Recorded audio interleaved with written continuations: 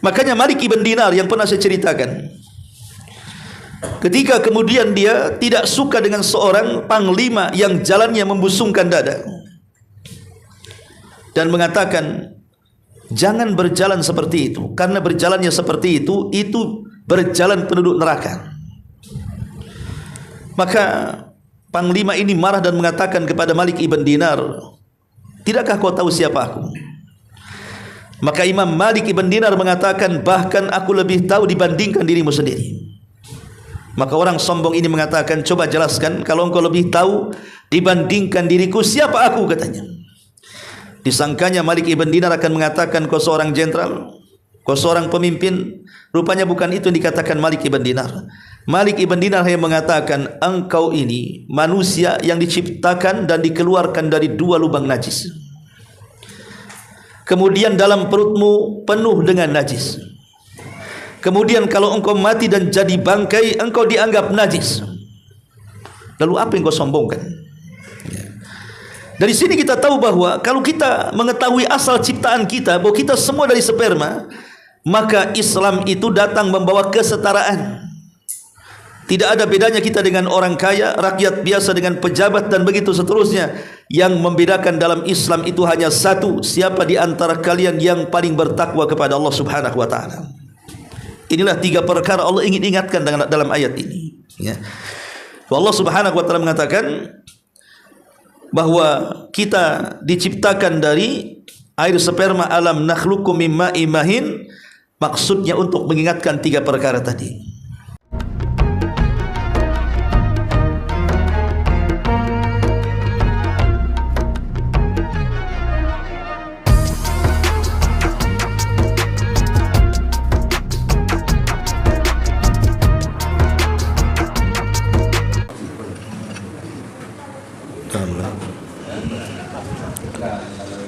Bismillahirrahmanirrahim. Assalamualaikum warahmatullahi wabarakatuh.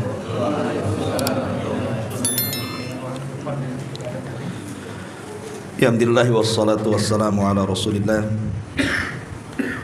wa ala alihi wa sahbihi wa mawalah wa la hawla wa la quwata illa billahi. Dan kita masuk pada ayat ke-20 dan seterusnya. Baik, kita baca ayatnya dulu. A'udzubillahi minasyaitonirrajim. Bismillahirrahmanirrahim. Alam nakhluqkum mim ma'in mahin faja'alnahu fi qararin makin ila qadarin ma'lum faqadarna fa ni'mal qadirun. Wailu yawma idzil mukadzibin. Alam naj'alil arda kifata ahya'aw wa amwata wa ja'alna fiha rawasiya samikhatin wa asqainakum ma'an furata. Wailun yawma idzil mukadzibin.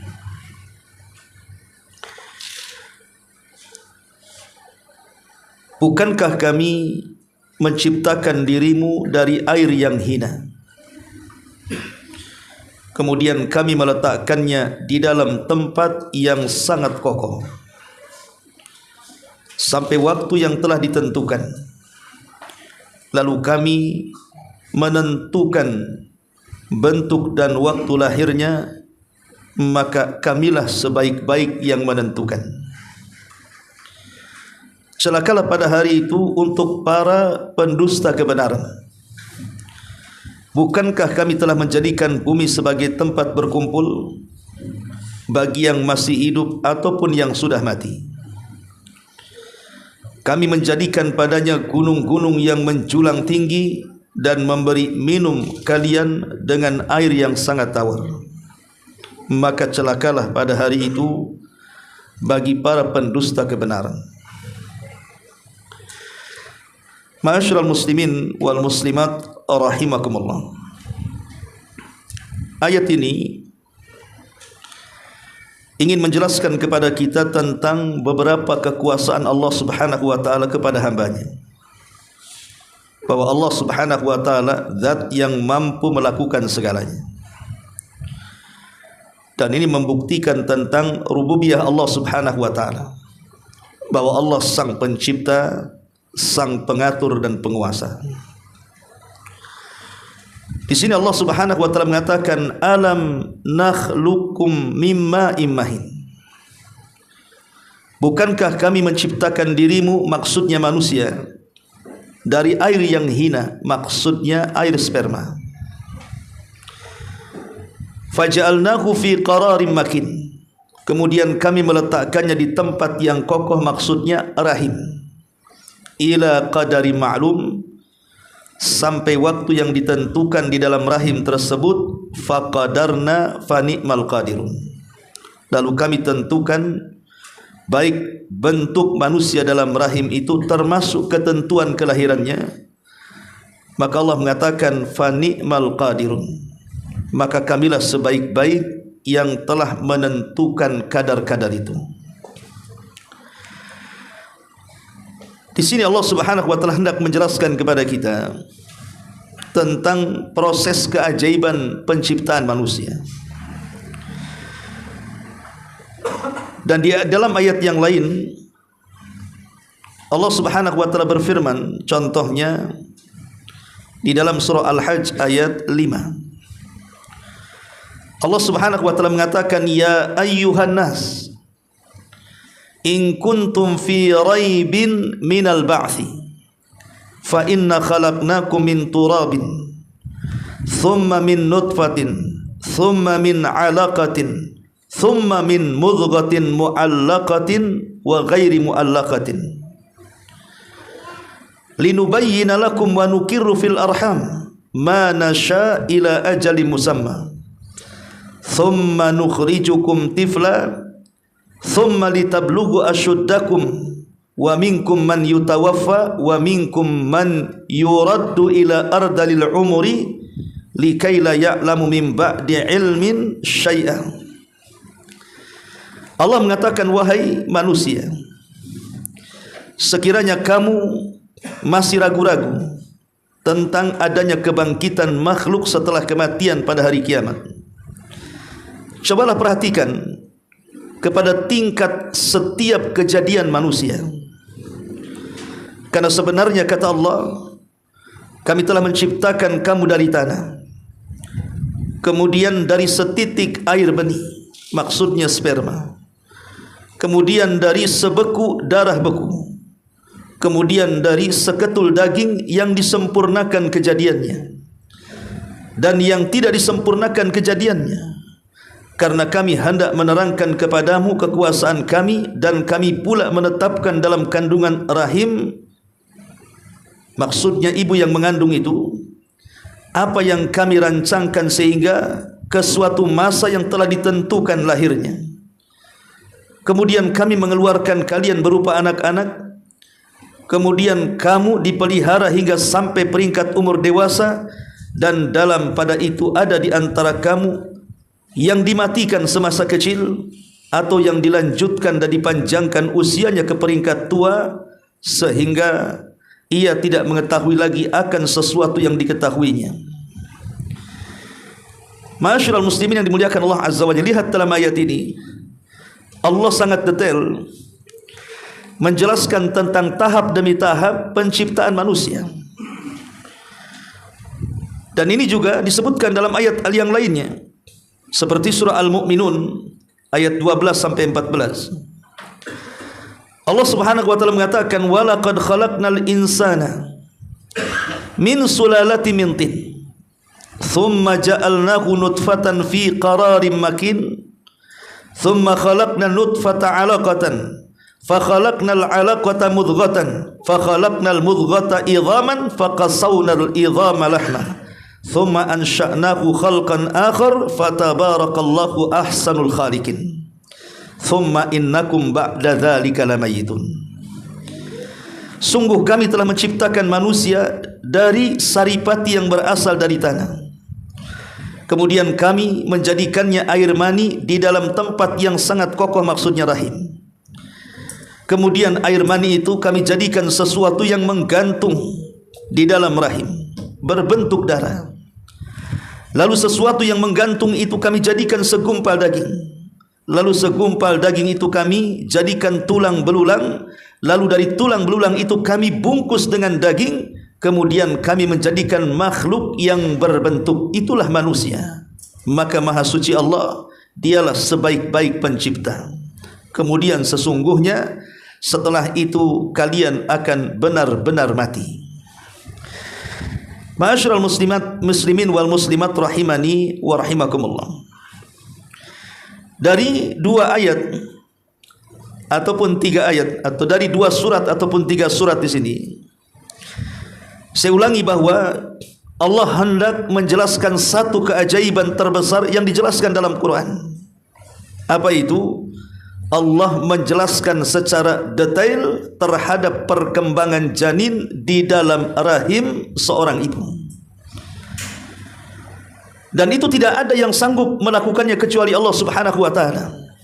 Siapa sangka dari air yang hina berupa mani tiba-tiba berbentuk menjadi segumpal darah, dari segumpal darah berbentuk menjadi segumpal daging, kemudian diciptakan tulang dan dibalutkan daging pada tulang, kemudian dibentuk jadilah manusia.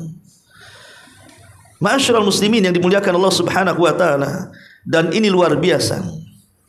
Nabi SAW ketika membacakan ayat ini kepada para sahabat, artinya kan 14 abad yang silam, belum ada alat-alat canggih. Kalau sekarang kan dengan ada alat-alat modern kan bisa diteliti. Bisa diteliti bagaimana proses penciptaan manusia. Tapi zaman itu meneliti pakai apa? Ilmu pengetahuan belum berkembang. Kalau bukan karena wahyu dari Allah Subhanahu wa taala, tentu Rasul tidak mungkin menjelaskannya. Bagaimana Nabi SAW juga dijelaskan dalam hadis Abdullah ibn Mas'ud radhiyallahu an, di mana Rasul mengatakan, inna ahadakum yujma'u khalquhu fi batni ummihi arba'ina yawman nutfatan thumma yakunu 'alaqatan misla dhalik thumma yakunu mudghatan misla dhalik thumma yursalu ilaihi al-malaku fayanfukhu fihi ar-ruha wa yu'maru bi arba'i kalimatin bi katfi rizqihi wa ajalihi wa amalihi wa syaqiyyin aw sa'idin.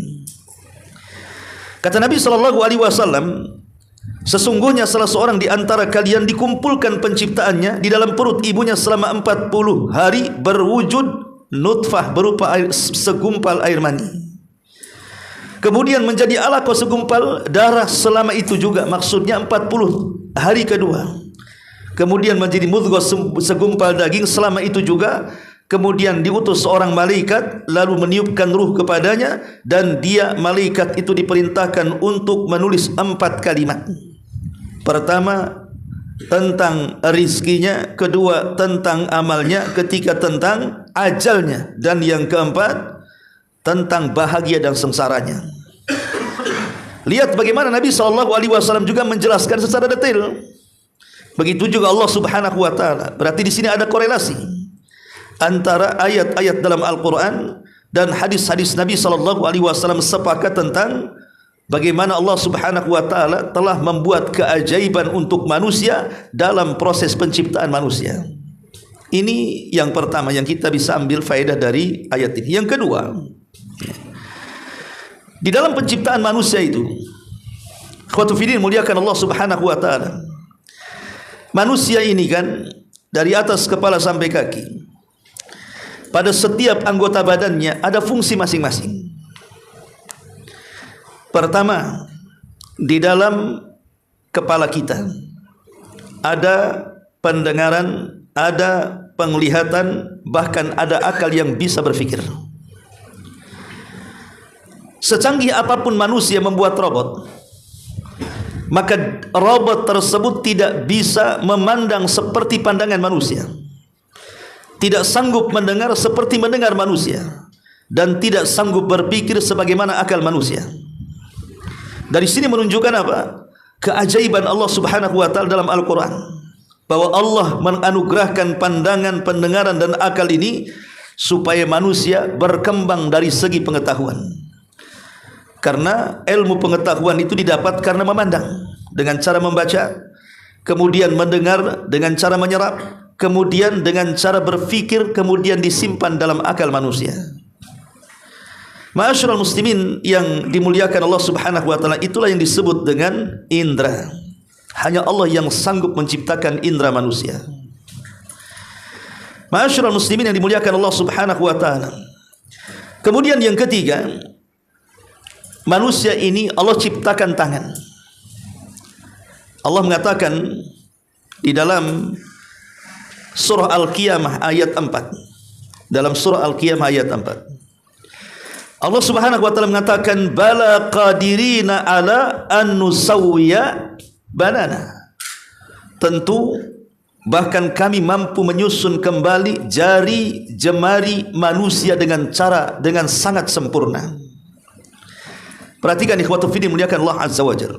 Dalam pengetahuan ilmu modern baru hari ini ditemukan bahwa tidak ada kemiripan manusia antar satu sidik jari dengan sidik jari yang lainnya, walaupun terlahir kembar. Seandainya ada bayi terlahir kembar, bayi kembar laki-laki atau kembar perempuan, maka ketahuilah bahwa sidik jari keduanya tidak akan sama. Walaupun sekali lagi kita katakan dia kembar kembar identik sekalipun, artinya mirip sekali, ya. Tapi kalau sidik jari pasti beda.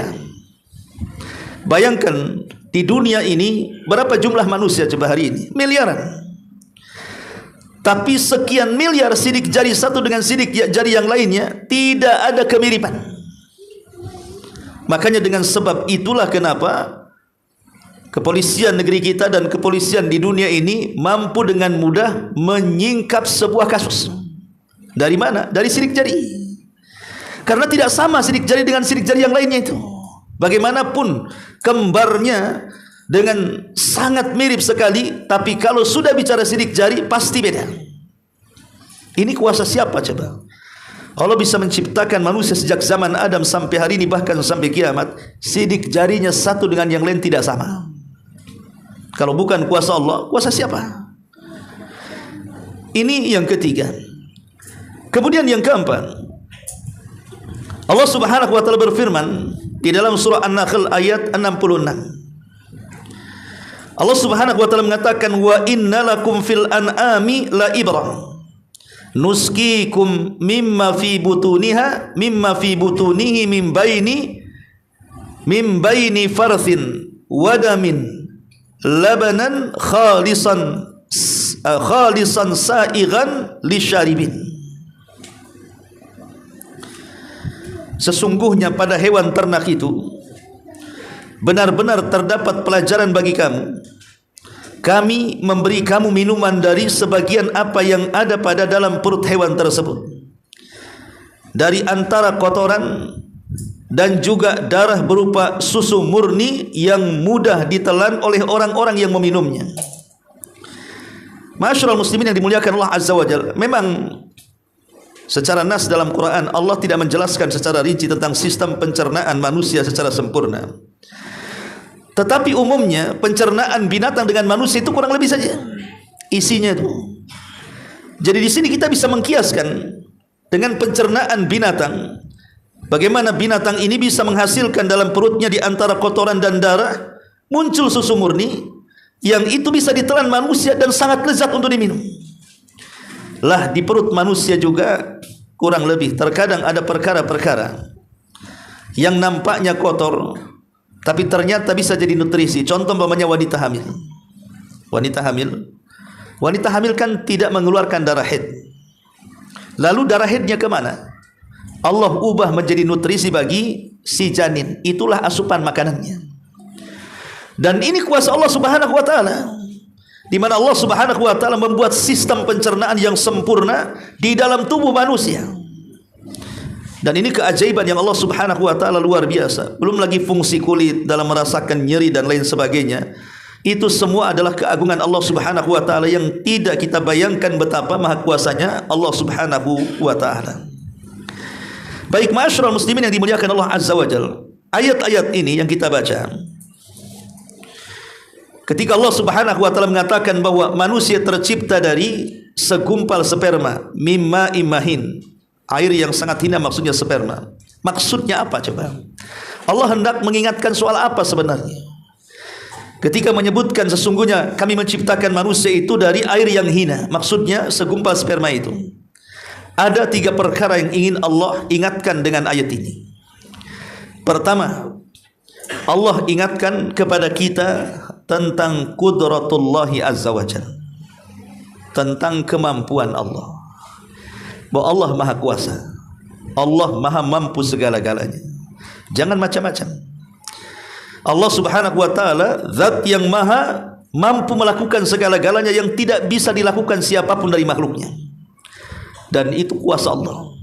Allah ingatkan tentang kekuasaannya supaya terlahir perasaan takut pada kita.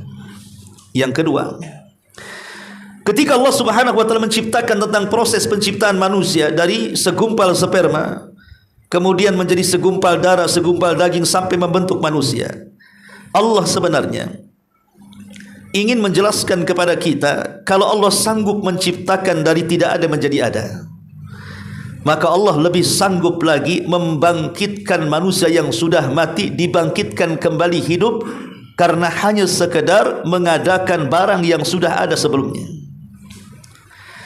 Kita ini sebelumnya tidak ada, kemudian Allah Subhanahu wa taala ciptakan menjadi ada. Kalau satu hari ketika kita meninggal kemudian Allah bangkitkan kembali, apakah Allah tidak sanggup membangkitkan?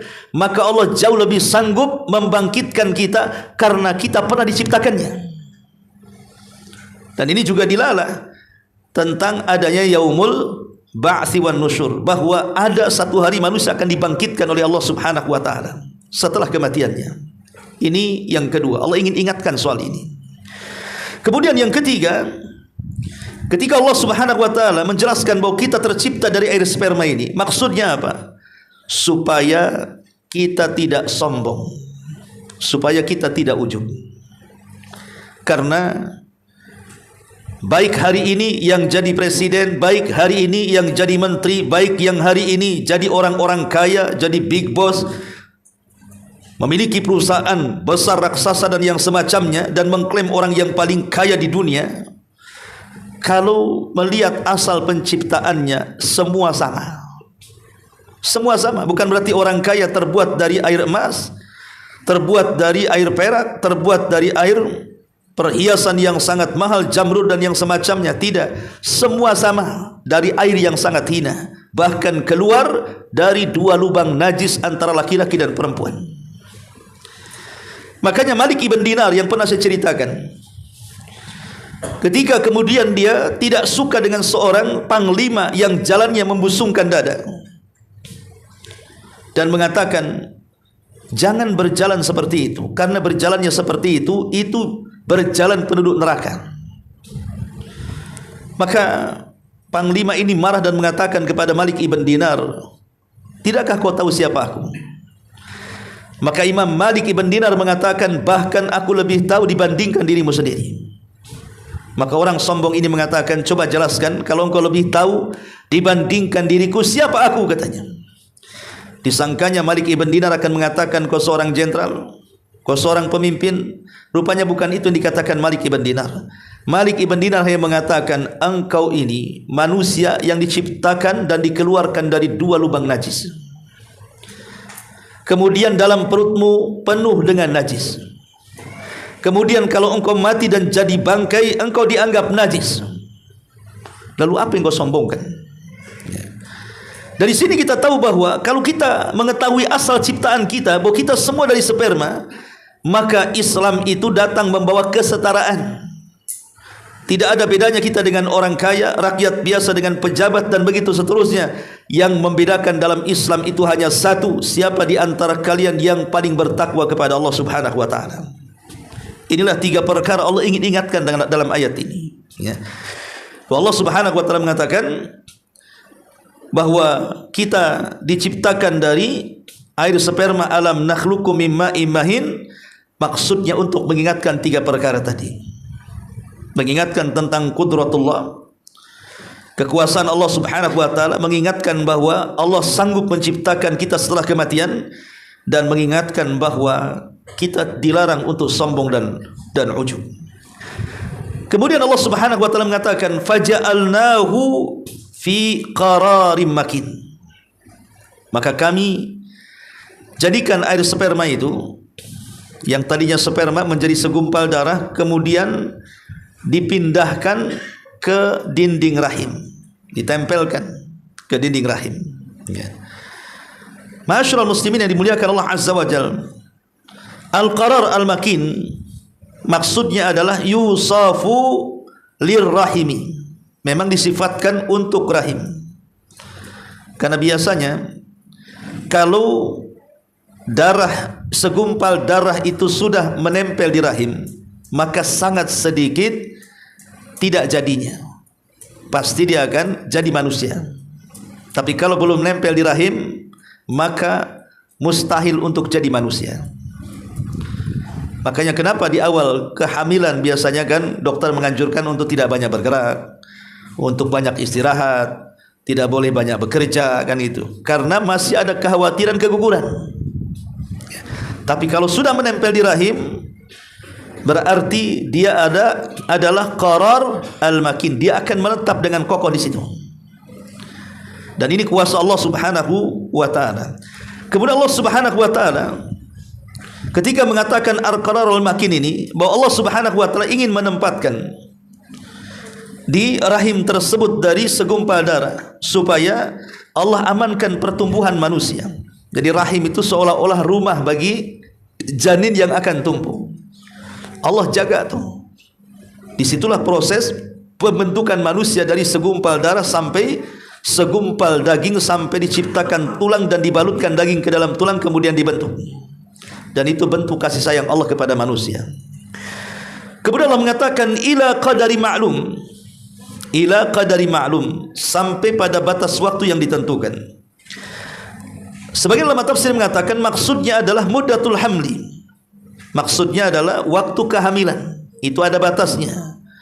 Karena waktu kehamilan itu antara 6 bulan sampai 9 bulan. 6 bulan ini biasanya terlahir prematur, gitu ya. Sampai 9 bulan. 6 sampai 9 bulan. Tetapi kalaupun memang lewat daripada itu, bisa saja terjadi, tetapi tidak umum. Seperti yang terjadi kepada Abu Hanifah yang sudah saya jelaskan, dia 2 tahun di perut ibunya. Ketika keluar sudah tumbuh giginya. Abu Hanifah itu kan berbeda dengan kebiasaan manusia, kan itu ya. Tapi umumnya maksudnya manusia dalam perut ibu itu antara 6 bulan sampai 9 bulan. Itu maksudnya ila qadari ma'lum. Jadi ila qadari ma'lum itu waktu kelahiran. Ada yang mengatakan ila qadari ma'lum itu maksudnya pembentukan manusia sampai pada batas waktu yang ditentukan, maksudnya batas pembentukan manusia. Laqad khalaqnal insana fi ahsani taqwim. Kemudian Allah Subhanahu wa taala akhiri ayatnya faqadarna fa ni'mal qadirun. Maka ketika kami menentukan proses demi proses tadi, sperma, darah, daging, tulang, dan pembentukan, maka ini menunjukkan tidak ada zat yang sanggup menciptakan seindah itu. Makanya Allah mengatakan fa ni'mal qadirun. Laqad khalaqnal insana fi ahsani taqwim. Sungguh kami ciptakan manusia dalam bentuk yang paling baik. Kemudian Allah Subhanahu wa taala berfirman, wailun yauma idzil mukadzibin. Kalau itu sudah tahu semuanya, bagaimana kuasa Allah Subhanahu wa taala? Apakah kalian masih mendustakan nikmat Allah Subhanahu wa taala? Masih mendustakan Quran? Masih mendustakan hadis? Ya. Allah mengatakan wailun yauma idzil mukadzibin. Pada hari itu celakalah para pendusta kebenaran. Karena ada orang-orang itu yang mendustakan bahwa tidak ada hari kebangkitan setelah kematian. Padahal ayat-ayat banyak yang menunjukkan bahwa adanya kebangkitan setelah kematian. Allah sanggup membangkitkan setelah kematian. Salah satunya ayat yang kita bahas ini. Tapi ada orang-orang yang kemudian mengingkari perkara itu. Berarti mereka adalah para pendusta kebenaran. Maka mereka terancam dengan wailun yauma idzil mukadzibin. Kemudian Allah Subhanahu wa taala beralih dari kekuasaan ketika menciptakan proses dan keajaiban ciptaan manusia untuk menunjukkan bahwa adanya hari setelah kematian, bahwa manusia akan dibangkitkan. Mulailah Allah Subhanahu wa taala memberikan contoh yang lain. Sekarang beralih dari keajaiban manusia menjadi keajaiban alam semesta. Di sini Allah Subhanahu wa taala mengatakan, alam naj'alil arda kifata ahya'aw wa amwata. Bukankah kami telah menjadikan bumi ini sebagai tempat berkumpul manusia, bagi yang masih hidup ataupun yang sudah mati. Wa ja'alna fiha rawasiya samikhati wa asqainakum ma'an furata. Dan kami menjadikan padanya gunung-gunung yang tinggi dan memberi minum kamu dari air yang tawar. Wailun yauma idzil mukadzibin. Pada hari itu celakalah bagi para pendusta agama. Di sini Allah Subhanahu wa taala mengatakan, alam naj'alil arda kifata. Maksudnya kifata, anna Allah azza wa jalla ja'alal arda tajma'ul ahya ala dhahriha wa tadhummul amwat fi batiniha. Maksudnya adalah kifata, Allah Subhanahu wa taala menjadikan bumi ini tempat berkumpul orang yang hidup di atasnya dan orang yang mati di bawahnya.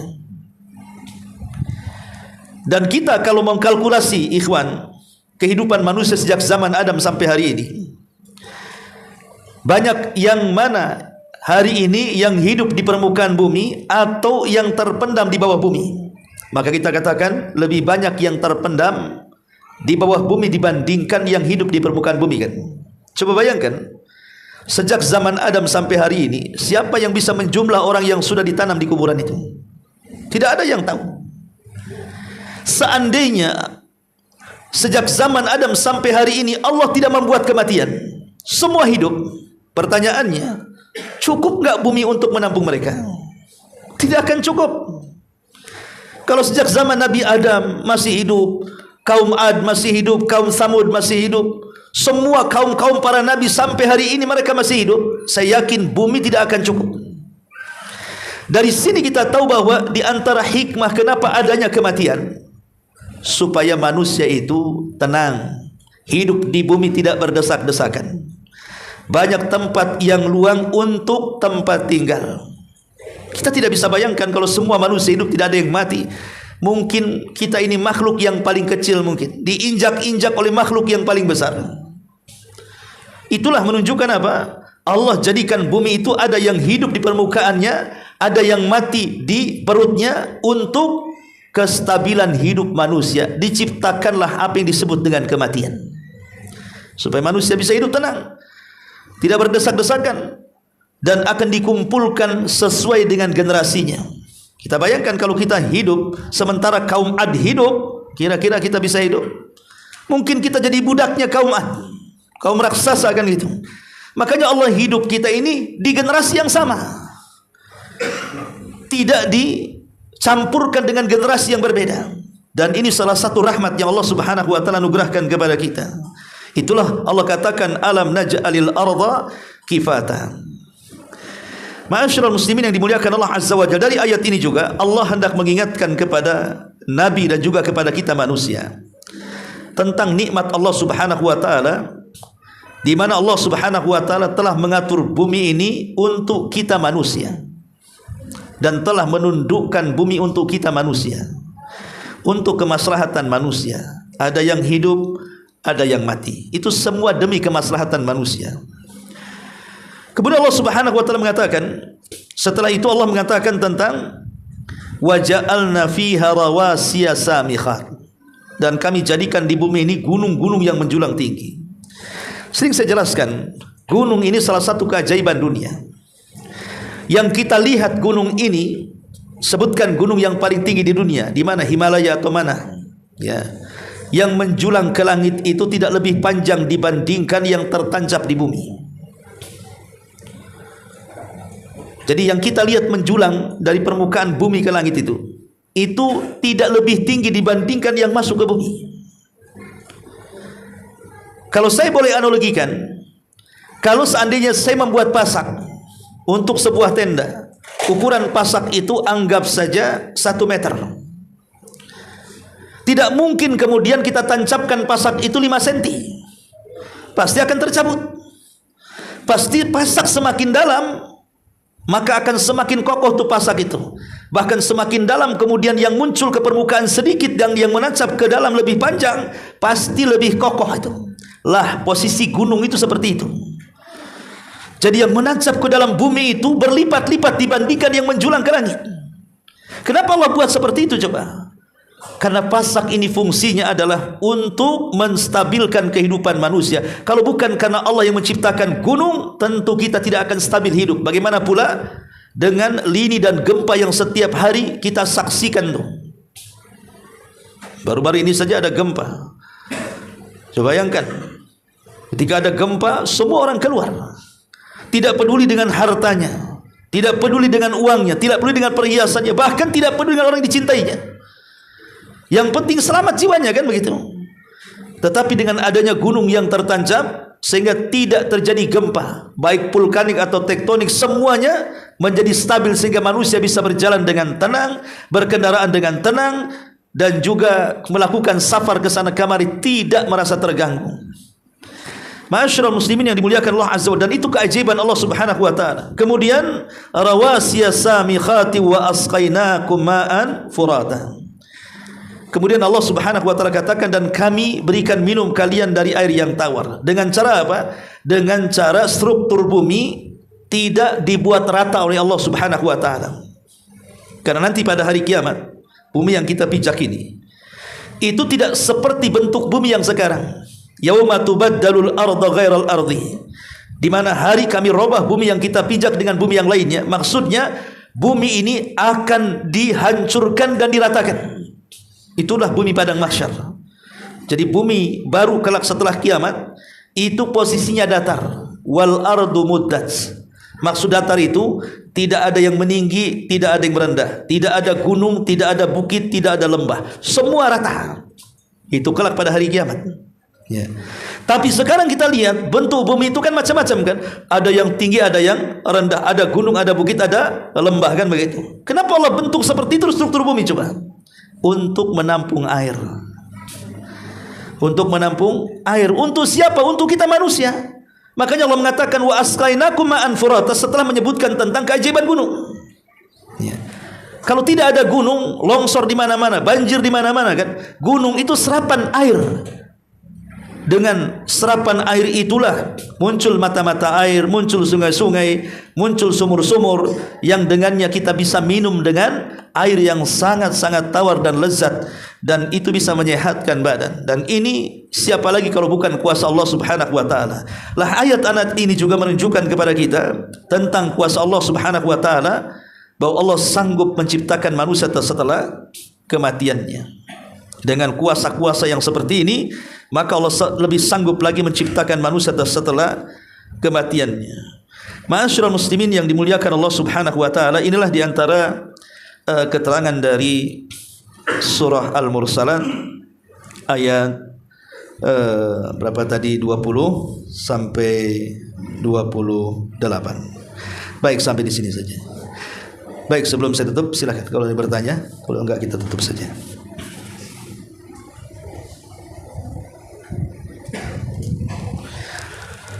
Gak ada. Subhanakallahumma bihamdika asyhadu an la ilaha illa anta astaghfiruka wa atubu ilaik. Allahu taala alam. Assalamualaikum warahmatullahi wabarakatuh.